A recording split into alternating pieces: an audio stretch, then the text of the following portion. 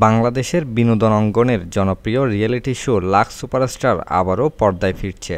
টানা ৭ বছরের বিরতির পর শুরু হয়েছে নতুন তারকা সন্ধানের নিবন্ধন প্রক্রিয়া। চলবে আগামী ৫ জুন পর্যন্ত। ১৮ থেকে ২৭ বছরের আগ্রহী নারীরা লাক্স বাংলাদেশের ফেসবুক পেজে থাকা লিংকে গিয়ে অনলাইনে আবেদন করতে পারবেন। ২০০৫ সালে আয়োজিত প্রথম আসরে সেরা হন সানারী দেবী শানু। এরপর জাকিয়া বারী মম, আফসানা আরা বিন্দু, আজমেরী হক বাদন, বিদ্যা সিনহা মিম, মেহজাবিন চৌধুরী ও মৌসুমী হামিদের মতো তারকারা এই মঞ্চ থেকে উঠে এসেছেন। ২০১০ পর্যন্ত নিয়মিত প্রচারিত হলেও ২০১২, ২০১৪ এবং ২০১৮ এই কয়েকটি আসর ছাড়া প্রতিযোগিতা আর হয়নি।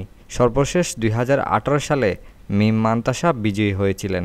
নতুন মৌসুমে ফরম্যাটে এসেছে আধুনিক ছোঁয়া। অভিনয় ও স্টাইলিংয়ের পাশাপাশি এবার মূল্যায়ন করা হবে কন্টেন্ট তৈরির দক্ষতাও। বিচারক ও মেন্টর হিসেবে থাকছেন জনপ্রিয় অভিনেত্রী জয়া আহসান, মেহজাবিন চৌধুরী ও নির্মাতা রায়হান রাফি।